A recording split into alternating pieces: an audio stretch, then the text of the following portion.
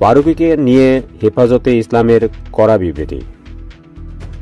চলচ্চিত্র পরিচালক মোস্তফা সরোয়ার ফারুকীকে অন্তর্বর্তী সরকারের সংস্কৃতি বিষয়ক উপদেষ্টা করায় তীব্র নিন্দা ও প্রতিবাদ জানিয়েছে হেফাজতে ইসলাম বাংলাদেশ।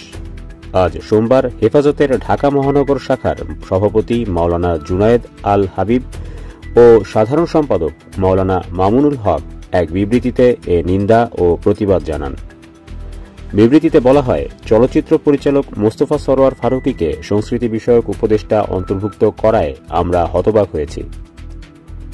সে হেফাজত আমির শাইখুল ইসলাম আল্লামা শাহ আহমদ শফি রহমতুল্লাহি আলাইহিকে তেঁতুল হুজুর বলে ব্যঙ্গ করে চরম ধৃষ্টতা দেখিয়েছে, যা ক্ষমার অযোগ্য।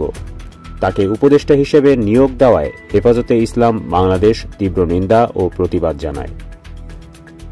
তারা বলেন, বিগত সরকার মুজিববাদকে পুঁজি করে একটি ফ্যাসিস্ট শাসন ব্যবস্থা প্রতিষ্ঠা করেছিল।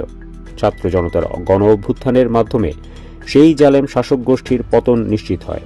মোস্তফা সরোয়ার ফারুকী সহ একাধিক উপদেষ্টা সেই পতিত আওয়ামী সরকারের দোসর। বিভিন্ন সময়ে তিনি সামাজিক যোগাযোগ মাধ্যম সহ নানা উপায়ে শেখ হাসিনা সরকারের প্রশংসা করেছেন এবং সমর্থন জুগিয়েছেন। এছাড়া সজীব ওয়াজেদ জয়ের ঘনিষ্ঠ সাবেক তথ্য প্রযুক্তি জুনায়েদ আহমেদ পলক সহ ফ্যাসিস্ট সরকারের একাধিক নেতার ঘনিষ্ঠ ছিলেন ফারুকী। বিবৃতিতে বলা হয়, তিনি গণঅভ্যুত্থানের পর সেই শাসনের প্রতীক সংস্কারের পক্ষে আওয়াজ তুলে এক প্রকার ফ্যাসিবাদের পক্ষে নিজের অবস্থান পরিষ্কারভাবে জানিয়ে দেন, যা দেশবাসীর দৃষ্টিতে সম্পূর্ণ অগ্রহণযোগ্য।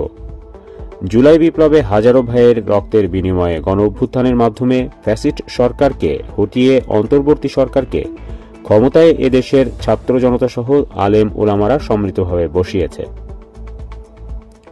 তিনি বলেন, দুঃখের বিষয়, এই সরকারও ফ্যাসিবাদের পুনর্বাসনের সক্রিয় হয়ে উঠেছে। যারা আমাদের ভাইদের হত্যা করেছিল তাদের বিচার এখনো হয়নি। এর বদলে তারা আওয়ামী ফ্যাসিবাদকে পুনর্বাসনের চেষ্টা চালাচ্ছে।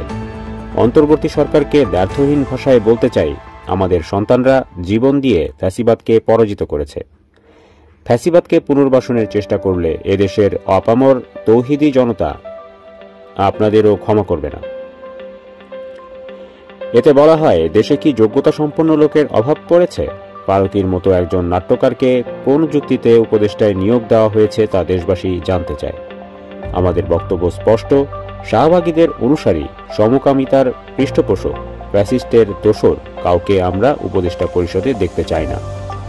শহীদ ভাইদের রক্তের সঙ্গে বেইমানি করে কোনো সিদ্ধান্ত গ্রহণ করলে কখনোই তা